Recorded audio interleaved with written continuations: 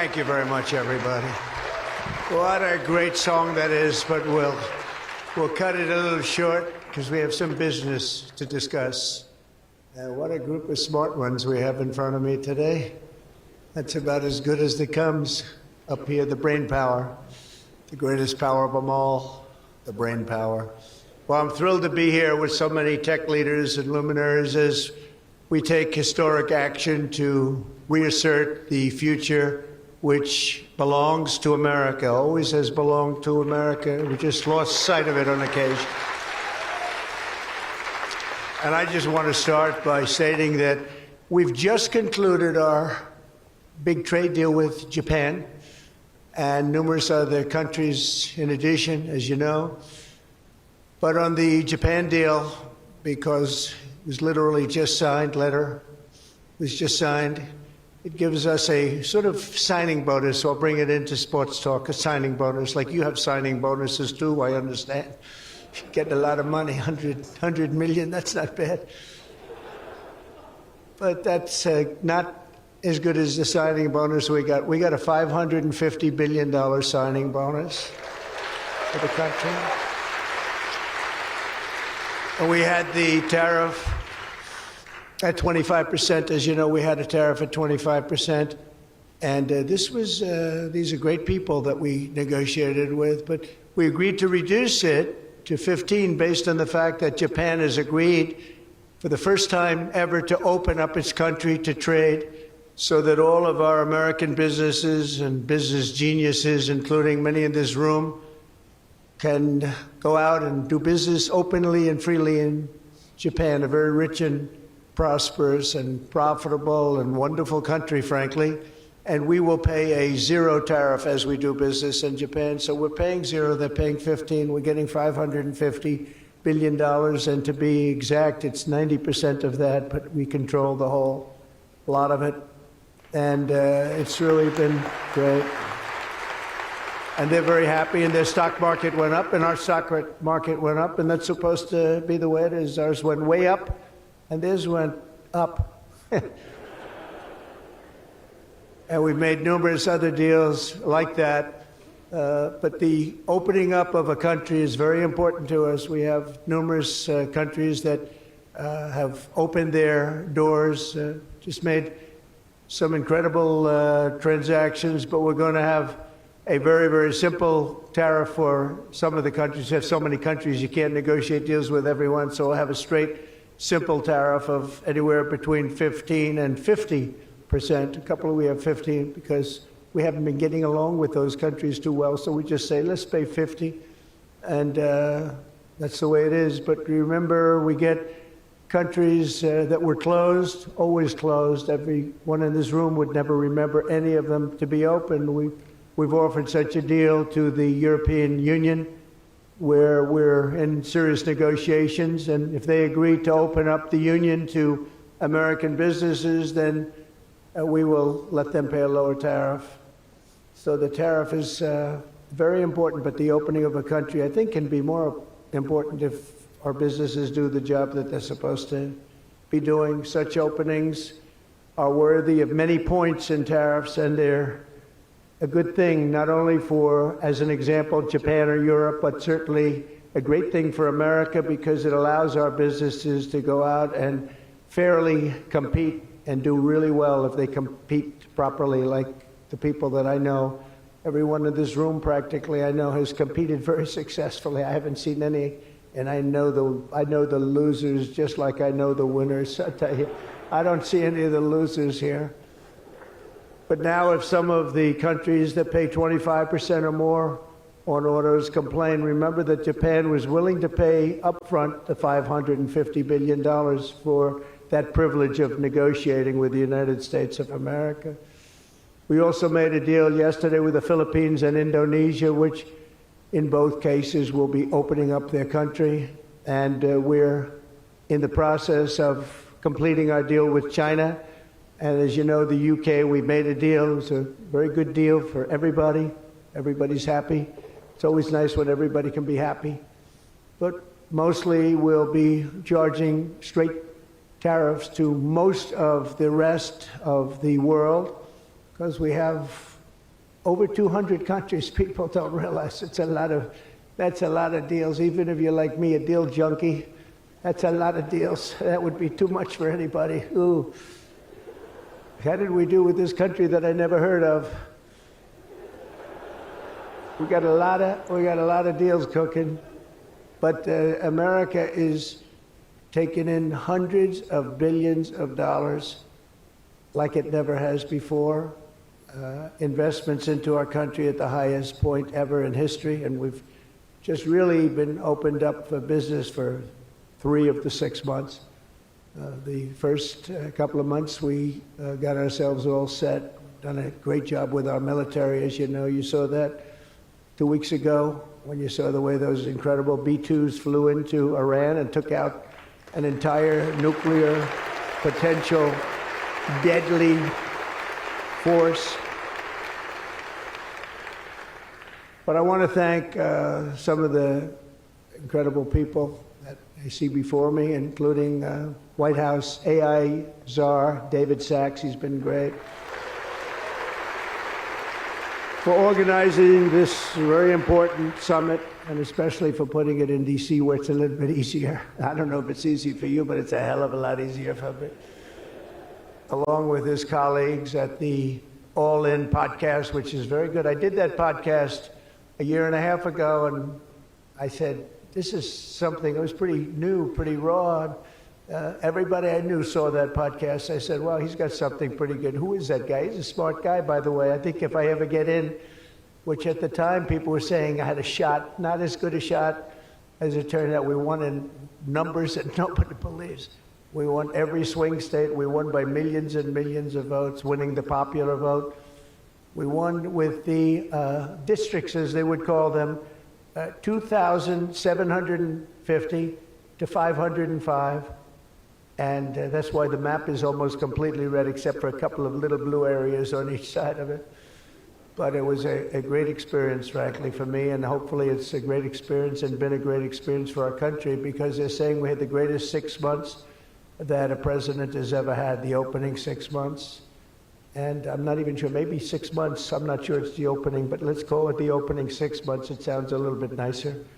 I want to also say hello and thank to Chamath and his wonderful wife, Nat. Thank you very much for being here. Thank you very much. It was great seeing you again. Great couple. David Friedberg, and even, as we know, Jason Calacanis. I say even. Thank you, Jason. Thank you, Jason. I appreciate that. Yeah, he's a good person. Thanks as well to the Hill and Valley Forum and our future Undersecretary of State, Jacob Hellberg. Good work. Go stand up, Jason.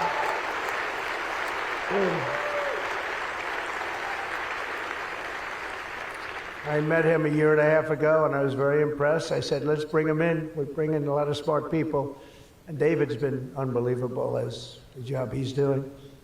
Along with Secretaries Doug Burgum, who's been incredible. Doug? Thank you. Thank you, Doug. Great job.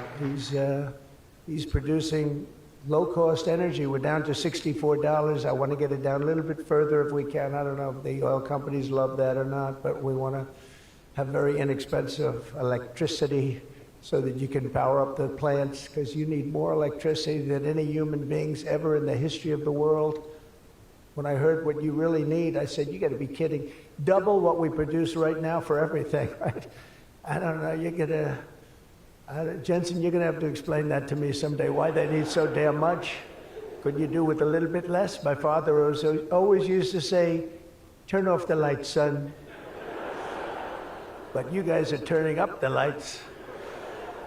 I want to thank Howard Lutnick for doing a terrific job. He was involved in the big deal that we just completed with Japan. Howard, wherever you are, Howard.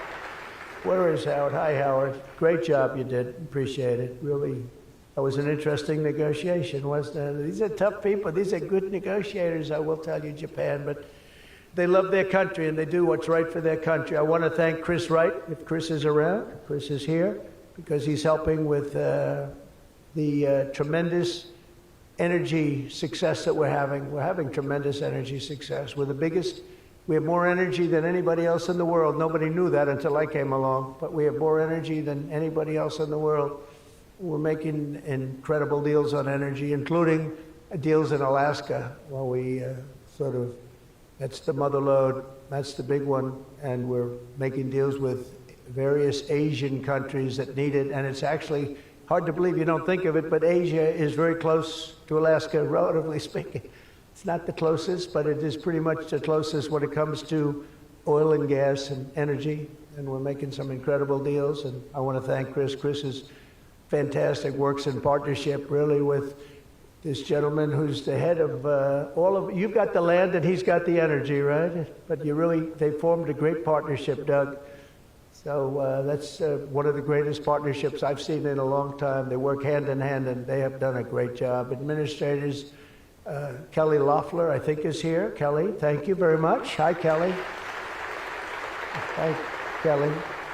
And probably the most important man in the room, and I say it in all sincerity, more important than Doug and Chris and all that energy they're producing. He's a man that produces fast permits on the environmental impact statements. He gets them done.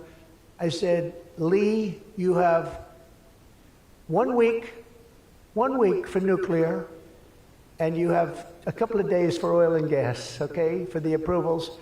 And we kid, but he really is. He's knocking them out fast. He's knocked out a lot. A lot of you guys have started your plants already, and you've already had your approvals. So where's Lee Zeldin? Is he here?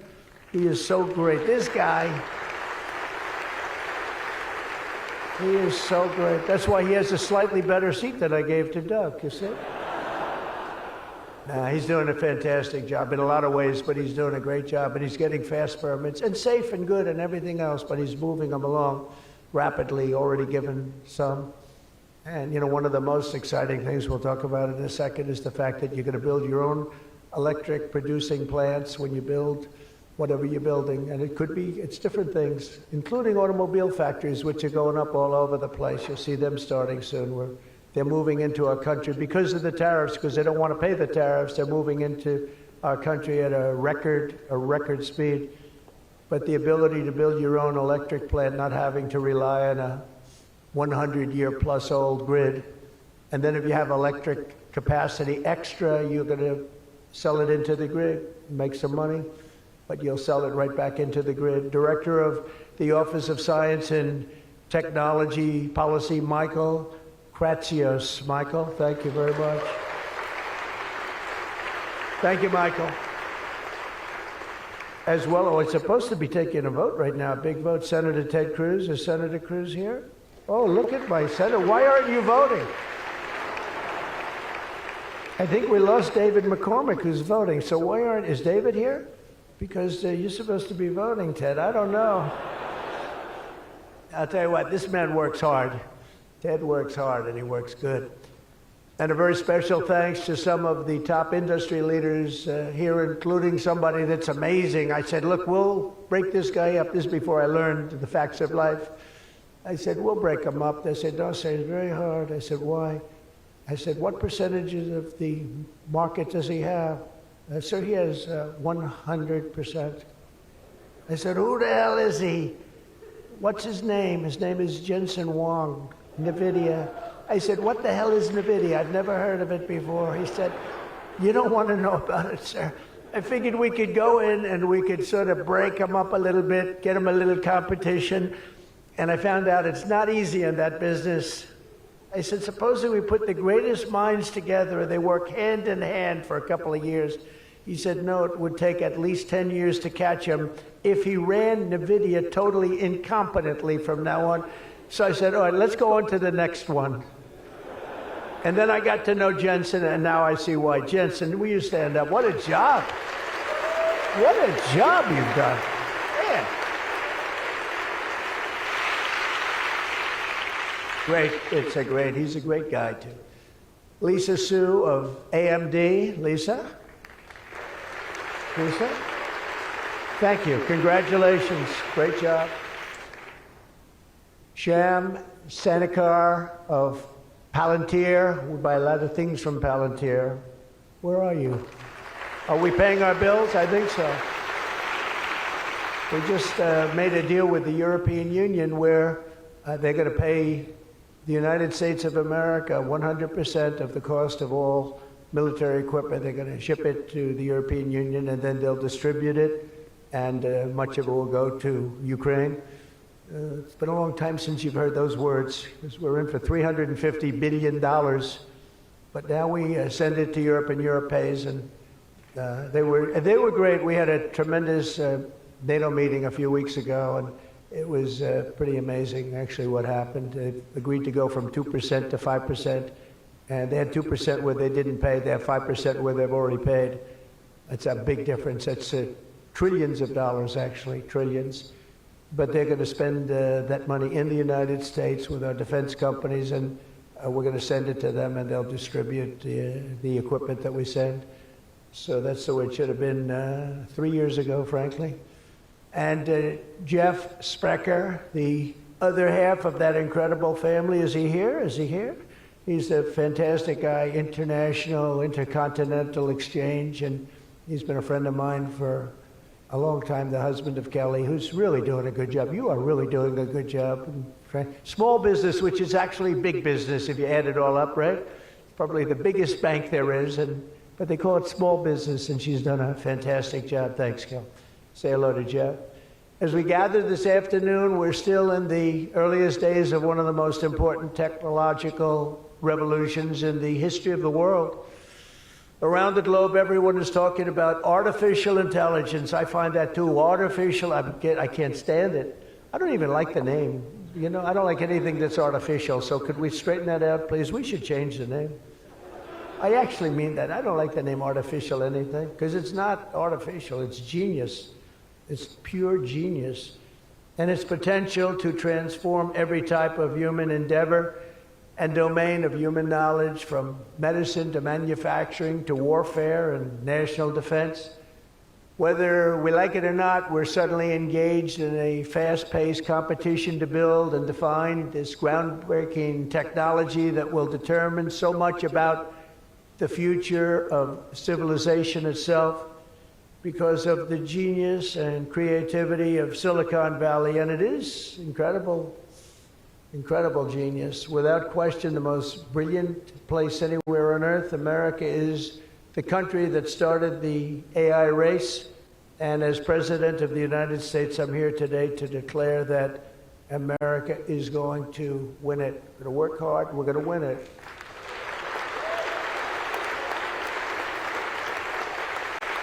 Because we will not allow any foreign nation to beat us. Our children will not live on a planet controlled by the algorithms, the adversaries advancing values and interests contrary to our own. We don't want to have contrary interests. We want to get along, and we'll get along with other countries. We're having a great relationship, as I told you, with those countries that we mentioned, with Japan and Indonesia and so many others.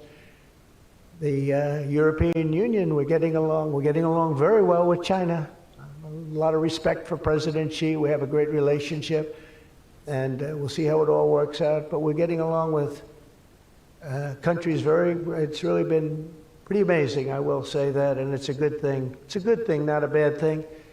So from this day forward, it'll be a policy of the United States to do whatever it takes to lead the world in artificial intelligence, such an important thing happening. This is really something that nobody expected. It just popped out of the air, and here we are.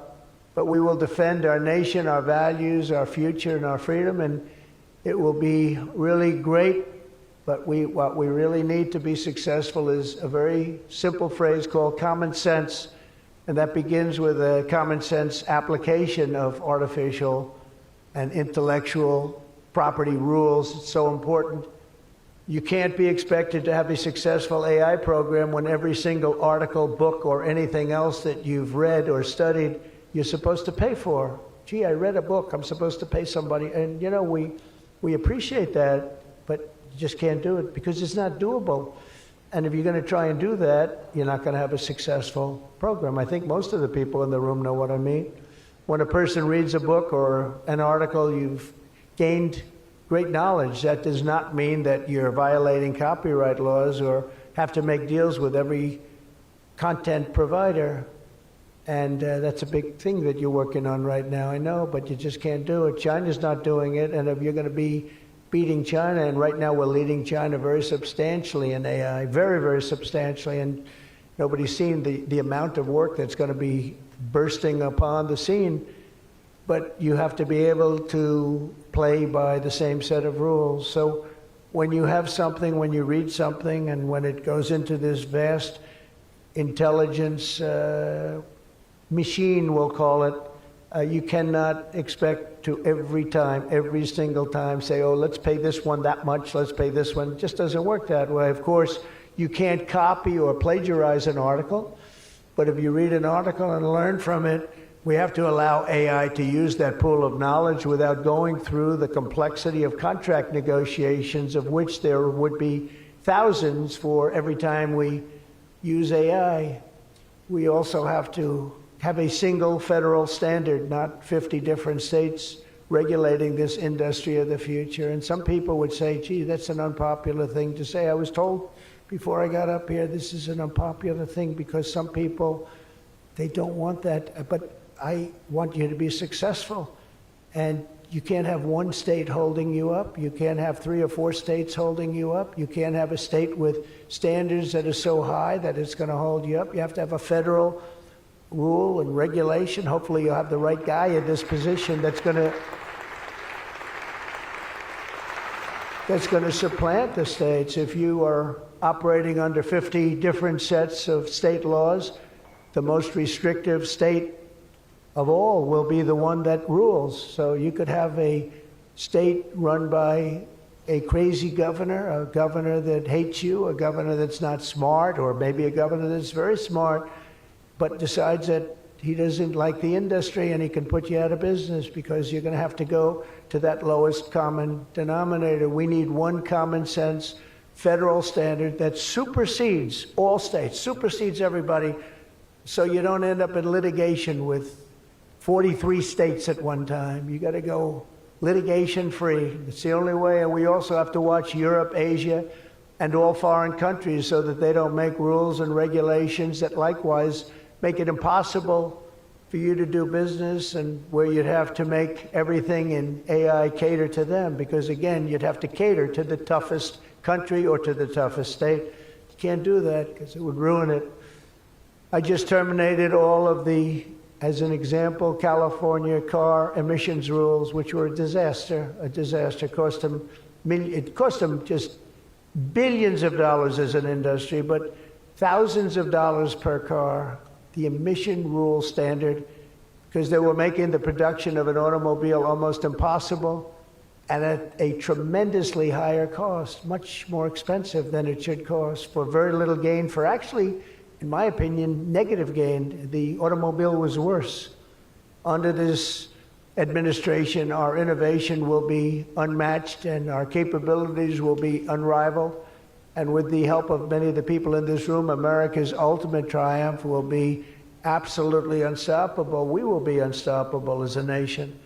Again, we're way ahead and we want to stay that way. We can't let individual smaller units stop it, because that's the only thing that can stop it and can really mess it up. As with any such breakthrough, this technology brings the potential for bad as well as for good, for peril as well as for progress. But the daunting power of AI is it's not going to be a reason for retreat from this new frontier. On the contrary, it is the more reason we must ensure it is pioneered first and best. We have to have the best, the first pioneer. We are the best and the first pioneers, and we're going to be really putting a nation that we love, America, we're going to be putting it first. I have an expression, America first, make America great again. A lot of great expressions, but they're all so true.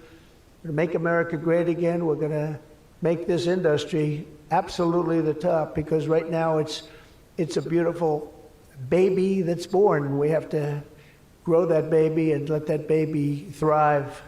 We can't stop it. We can't stop it with politics. We can't stop it with foolish rules and even stupid rules. At the same time, we want to have rules, but they have to be smart. They have to be brilliant. They have to be more brilliant than even the technology itself.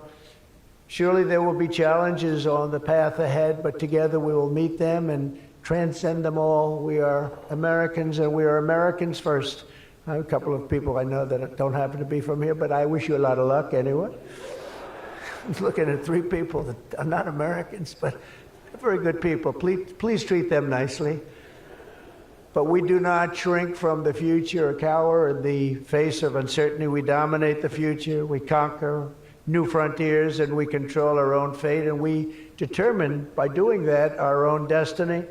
Winning this competition will be a test of our capacities unlike anything since the dawn of the space age. I believe that. It's hard to believe as the president, the amount of enthusiasm for this one industry. I mean, I can talk about cars where we're doing incredibly well. We have car companies moving in all the time, but I talk about other industries. Everybody's saying this is going to dominate the world. It's going to dominate every industry that ever conceived. I don't know if that's true. I don't know if it's true, but I can tell you that a lot of very brilliant people think it is true. It'll dominate everything. It will challenge us to marshal all of our strength and flex the muscles of American ingenuity and resolve like probably never before. It will require us to blast through obsolete systems, cut through thickets of regulation. We've got to get rid of some of the regulation, but we want good regulation and rebuild the industrial bedrock of our country. And perhaps most importantly, winning the AI race will demand a new spirit of patriotism and national loyalty in Silicon Valley and long beyond Silicon Valley.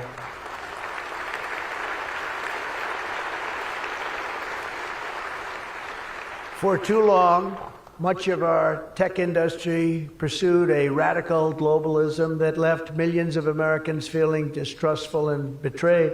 And you know that. Everybody knows that. Everybody in this room certainly does. Many of our largest tech companies have reaped the blessings of American freedom while building their factories in China, hiring workers in India, and slashing profits in Ireland. You know that? All the while dismissing and even censoring their fellow citizens right here at home.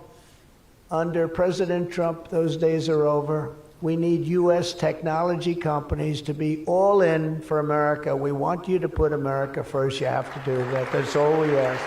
That's all we ask.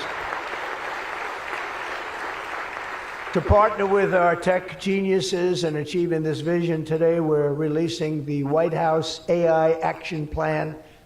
Big stuff, signing it right after this. In fact, I see it sitting right there. Maybe I should just sign it right now. Who the hell has to make the rest of this speech, right?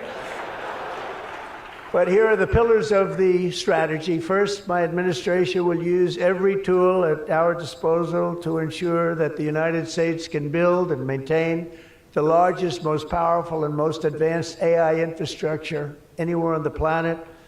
America needs new data centers, new semiconductor and chip manufacturing facilities, new power plants and transmission lines. And under my leadership, we're going to get that job done, and it's going to be done with certainty and with environmental protection and all of the things that we have to do to get it done properly. Virtually all of these large capital investments can be and should be made by the private sector. And they want to do that. They just want to be able to do it. But for that reason, America must once again be a country where innovators are rewarded with a green light, not strangled with red tape so they can't move, so they can't breathe, and that's not going to happen. You're going to see things that you've never seen in this country before. So often, and I've been watching for many years, I've watched regulation. I've been a victim of regulation. A zone change that takes 6 years for a building in Manhattan or whatever, but I was good at zone changes, but it took a long time. By the time you got the zoning, the market changed. You didn't want to build the building. You say, well, but in some cases that made you lucky, didn't it? Huh? In some, not too many people understand that in this room, but in some cases, waiting for that approval as the market collapsed was a good thing, not a bad thing. But it's time to reclaim our heritage as a nation of builders, and that's why, upon taking office, I signed a historic executive order directing that every one, and this is so important. For every new regulation, 10 old regulations must be immediately eliminated. So we have old regulations that clog up the books that don't even mean anything anymore. You know, in my first term, I had more regulation cuts than any president in history times 4, and that included two-term presidents where you're talking about 8 years. We had more than any other president, and I think we may even top it this year. We may very well be able to top it during this period of time, because you're really, you are a regulation-prone group, and we're looking to get those regulations out of your way so you can use your genius. Earlier this month, we also enacted the largest tax cuts in American history when I signed the One Big Beautiful Bill into law. And I think the most important thing in the whole tax cut, in terms of pure economics, and I think one of the reasons that my first, we had the most successful economy in history during my first term, and I think this is going to blow it away. So far it is, and I think this is going to blow it away. But the reason we had was I had expensing at 100%.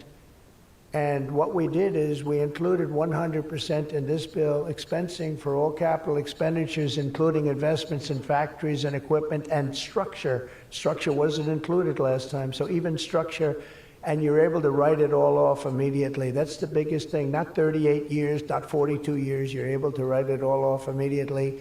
And this time we've made it for 10 years, not for 1 year. We've made it for 10 years, so you have a much longer period, but I'd say get out and take advantage of it. I think that's one of the reasons that we had such an incredible success with the first tax cuts. And one of the things that this bill does is it extends the first tax cuts and makes them permanent. And in addition to that, we were granted other taxes, like no tax on tips, no tax on Social Security, no tax on overtime. A lot of great things. One of the things that I mentioned, not so pertinent here, but if you're in the automobile business, it's pertinent. I said, why is it that people like us always are looking for expenses and deductions, and people that buy automobiles that really have to go out and borrow money to buy a car, why aren't they allowed to deduct the interest on their loan to buy a car from their income tax?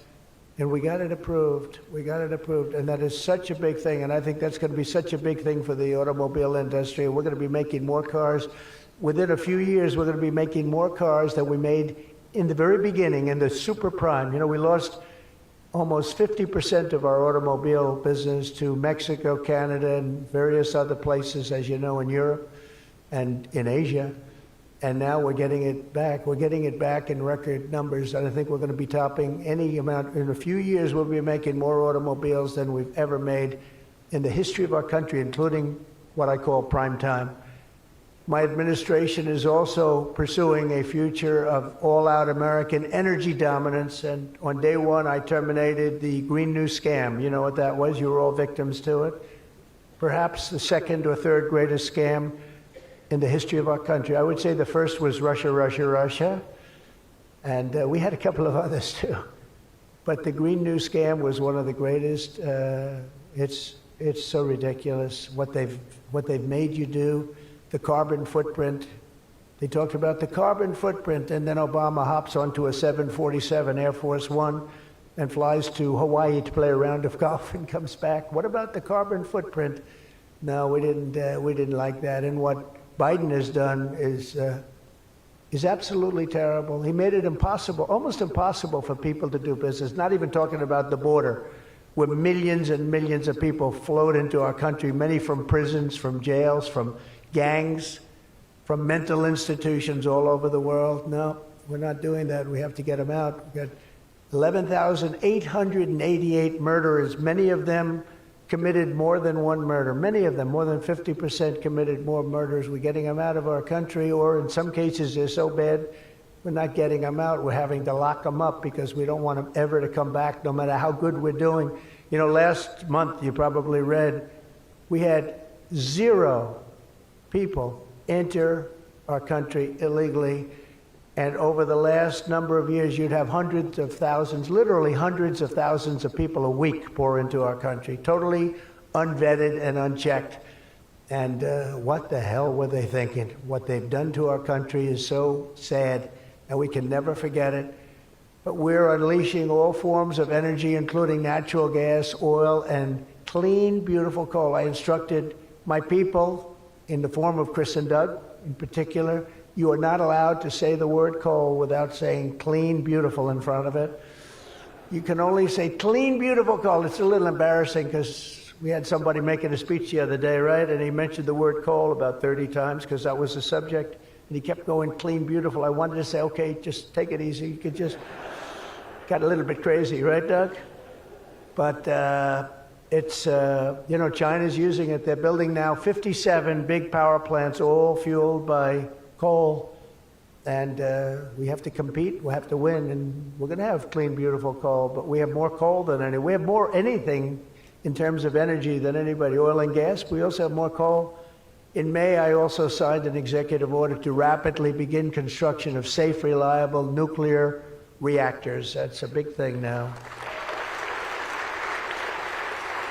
And many of you are going to be using nuclear. You know, I had problems with nuclear. I saw some of the things, but what they've done with nuclear is like what you've done with AI and other things. It's incredible, actually. It's long-term, it's inexpensive, it's safe. What they've done is really amazing. So we opened up the industry, very strict rules, but we opened up the industry, and some of you are going to choose nuclear over oil and gas or whatever it might be. Under the last year of Biden, China added 11 times as much power generation capacity as did the United States. Can you imagine that 11 times? Under the Trump administration, we will be saying those very famous campaign words, drill, baby, drill, and build, baby, build. And we will be adding at least as much electric capacity as China. We think we're going to catch them and maybe even have something a little bit extra. They're going very rapidly, but so are we. And we'll be doing at least as much, and every company will be given the right to build their own power plant. So when you build, you can build your power plant with it, and you are essentially going to become your own utility. It's a utility to yourselves. And as I said, any excess energy you're going to sell back to the grid and make plenty of money doing it. As a result of these pro-American policies since my election, we're seeing trillions and trillions of dollars in new investments. So at this moment, we have almost $17 trillion coming into this country. There's never been a period of time like that. And that's in a period of a few months. In a few months, Meta, Amazon, Google, Microsoft are all investing $320 billion or more in data centers and AI infrastructure this year. Those companies are really, they're really going at it, and they're very smart people, very good people. I got to know a lot of them. You know, I didn't like them so much the first term when I was running. I wouldn't say I was thrilled with them, but I've gotten to know them and like them. And I think they got to like me, but I think they got to like my policies maybe much more than me.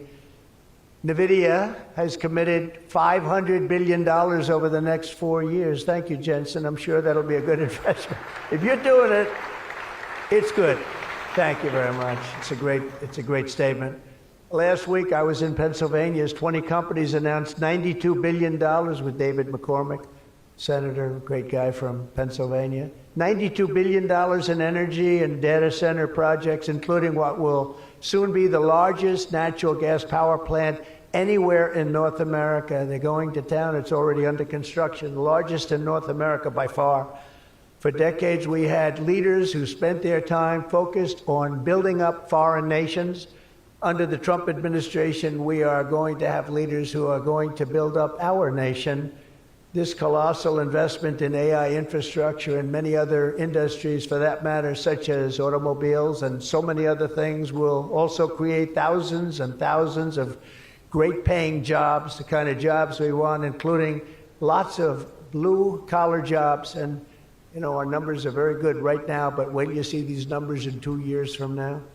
It will mean higher wages and more opportunity for millions of energy workers, HVAC technicians, engineers, electricians, and the hardworking citizens who make our country run. These are great people that make our country actually run.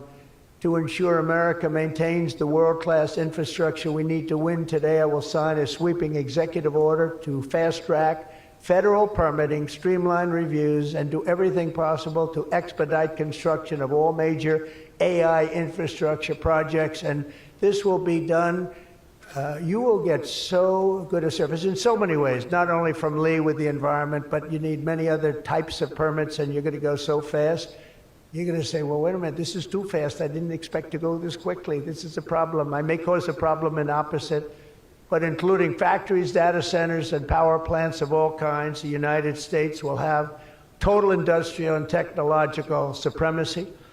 The second pillar of our action plan for AI dominance is to get the entire world running on the backbone of American technology, and I think that's very much happening right now, and I think it's going to happen. The last administration was obsessed with imposing restrictions on AI, including extreme restrictions on its exports. As you know, they made it very difficult to export.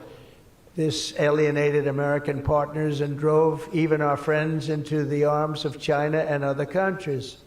That's why upon taking office, I repealed the so-called Biden diffusion rule. Can you imagine that?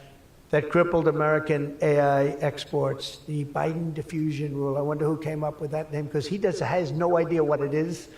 He had no idea what it was. He came up with a rule. I wonder who drew that one. I wonder, was that signed by the Autopen, I think, because they went to him and said, we're going to do a diffusion rule. Mr. President, what? What? It's okay, the Autopen will take care of it. It's one of the greatest scandals in the history of our country, let me tell you. Under my administration, we will maintain necessary protections for our national security, but we will never forget that the greatest threat of all is to forfeit the race and force our partners into rival technology. We're not going to do that. We're not going to do that. Okay? Not going to let that happen. That could be the end. When I traveled to the Middle East in May, every leader I met was thrilled to do business with American tech firms and with America, and they were all thrilled to meet me, believe it or not. It's hard to believe, isn't it? But they were. By the way, most powerful woman in the world is here today. Susie Wiles, stand up, please. Susie Wiles, Chief of Staff. She can take out a country with a mere phone call. No, they just voted her the most powerful woman anywhere in the world. She might be the most powerful person in the world, I think. But she's done hasn't she done a good job, though, huh? Good. But we're going to come home with trillions and trillions of dollars in deals, and that's the way it is. But the King of Saudi Arabia, I met three great leaders. I went to three countries predominantly. King of Saudi Arabia said, and I can say that Qatar and UAE, the leaders, brilliant guys, great people, they said the same thing. They said, you know what, that 1 year ago, your country was dead. It was a dead country. They were looking at China, they were looking at other places, but you had a dead country. And today, Mr. President, you have the hottest country anywhere in the world. They said that, and they meant it so strongly. And when I went to NATO 2 weeks ago, where we made the deal where they pay 5% instead of 2%, they said the same exact thing. They said, boy, I tell you what a difference it is. It's a year ago, you people were dead. We didn't think you were going to make it as a country. Today, you're the hottest country in the world. They all said it. All those leaders said it, 30 of them. So today, I'm signing another major executive order that will turn America into an AI export powerhouse. Under this order, Secretary Lutnick and Secretary Marco Rubio's doing a great job as Secretary of State, will work to rapidly expand American AI exports of all kinds, from chips to software to data storage of all kinds. And that's very important. That's going to give you the freedom to do what you want to do. And third, once and for all, we are getting rid of woke. Is that okay? Because I know you had to hire all woke people. I heard you had to hire all woke people under some of these things. How about the chips, where they give you the chip nonsense, where they give you billions of dollars if you only build a chip company? These people have plenty of money. They don't need the money. They need the permits. They need the rights to do it.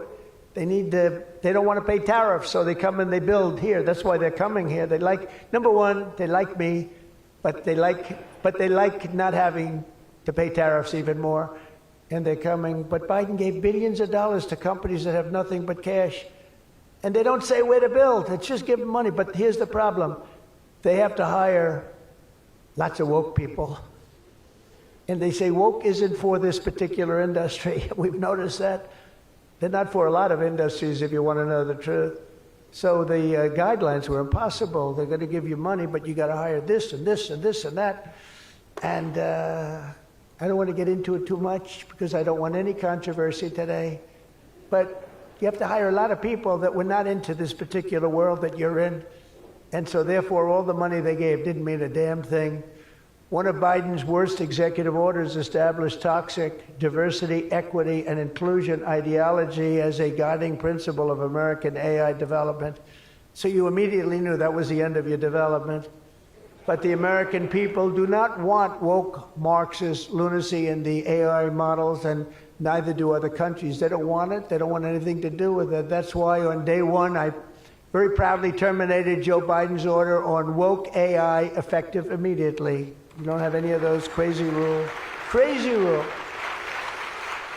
And in just a moment, I will be signing an order banning the federal government from procuring AI technology that has been infused with partisan bias or ideological agendas such as critical race theory, which is ridiculous.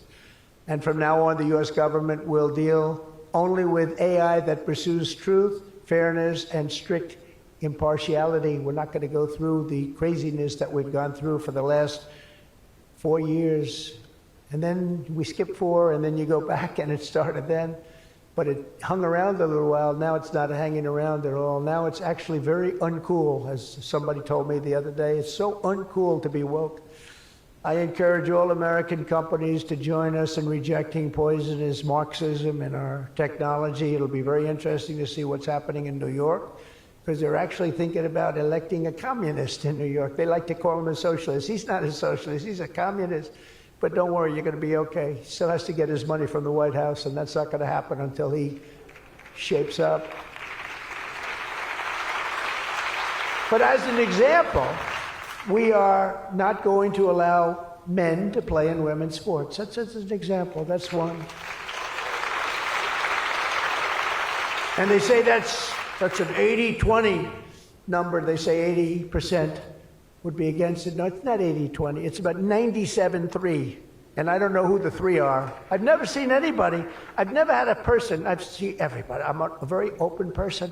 They come up to me and they talk to me. I've never had anybody come up, "Sir, you have to let men play in women's sports." I've never had it. I deal with hundreds or thousands of people. Every time I talk to somebody, nobody's ever, they talk about AI, they talk about everything, but they've never said, "You got to allow, this is ridiculous. Men should be allowed to play in women's sports." It's sort of crazy, isn't it, huh? You have to see, did you see the race? It was a race, a long distance marathon, one of those all-day deals, and we had one of the great female runners, and we had one of the great male runners, and at the end of the day, he won the race by 5 hours and 14 seconds. They waited around for the really good athlete female. It's very demeaning to women, I want to tell you that, but they waited, her parents were waiting for hours. Somebody said, "Why don't you go back to the hotel and sleep for a few hours and come back and meet your daughter?" This is what they do. You got to see the weightlifting records, though. They're the best of all. A woman lifted 212 pounds. It was a world record. It held for 18 years. And now a man who transitioned came up and looked at the bar. "How much is it?" 212 pounds. "Oh, let me try it." Bing, bong. I think he broke the record by 109 pounds. It's going to be a long time. It's going to be a long time before a woman catches that. And these are great athletes and great people, and it's demeaning. And who the hell wants this? We're off of that whole standard, because I just tell you those as examples. We're off of it. The reason the last administration was so eager to regulate and restrict AI was so they could limit this technology to just a few large companies, allowing them to centralize it, censor it, control it, weaponize it, and they would weaponize it. A very dishonest group of people. You probably saw that because we caught them in the act. We really caught them. We had it before, but now we really have them. We have it where it counts. But this is the exact opposite of my approach. The unique strength of the American tech industry has always come from its startups and small tech. It comes through small. Jensen was small. Were you ever small? I think so. When you started in your bedroom, I think you were small, right? He started as very small, and now he's really become very amazing.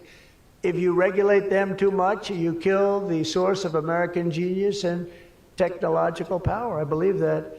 Joe Biden had a plan to lose the AI race. I think he wanted to lose it because his plan would never have worked. It would have never been successful. You would have spent a lot of money and you wouldn't have been able to win.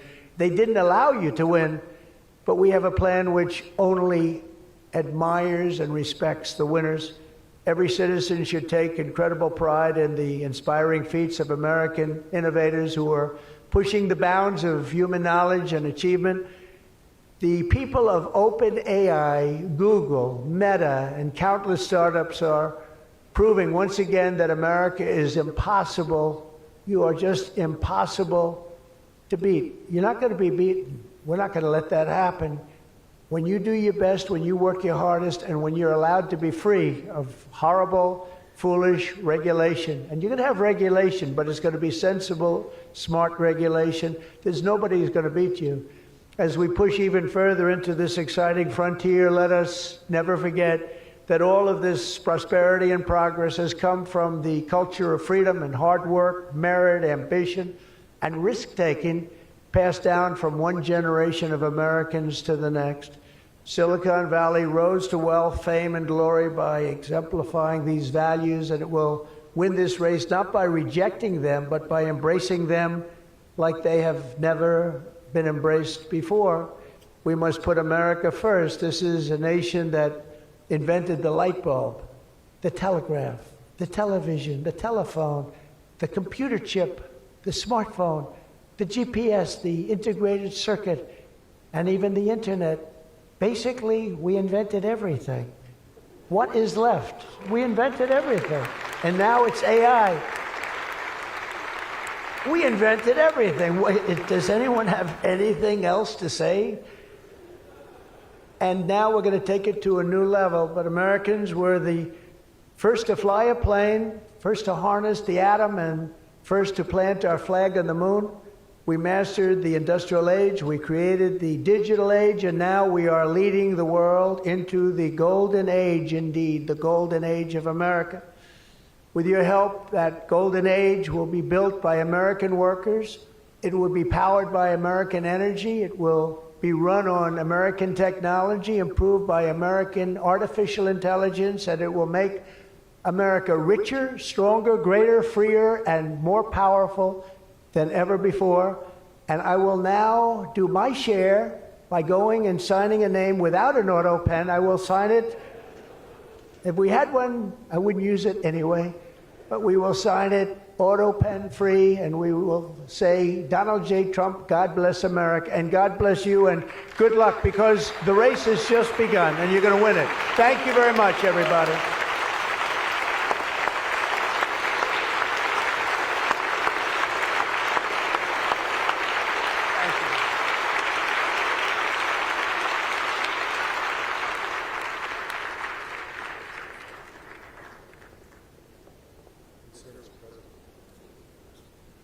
Mr. President, the first executive order that we've prepared for your signature today relates to federal permitting for data center infrastructure. As you mentioned during your speech, this is a crucial issue affecting the entire AI industry. What this executive order will do is establish fast-track permitting and ensure that the federal government is working to get data centers approved and through the permitting pipeline as quickly as possible.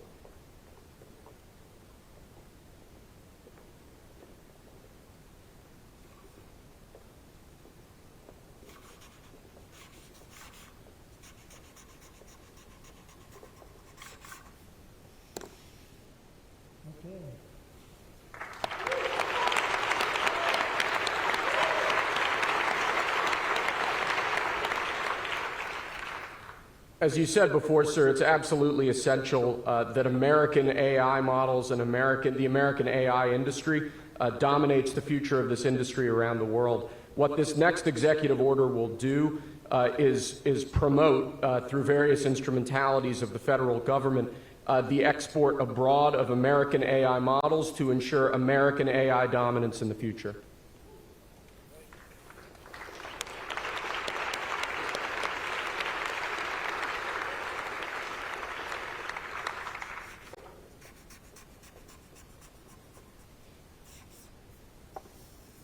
Okay.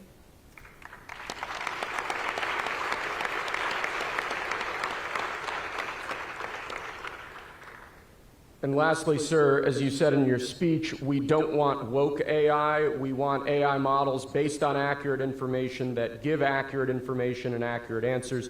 This executive order will ensure that when the federal government procures or promotes different AI models, that those AI models are ideologically neutral, that they don't embrace wokeism and critical race theory and all of these terrible theories that have done so much damage to our country.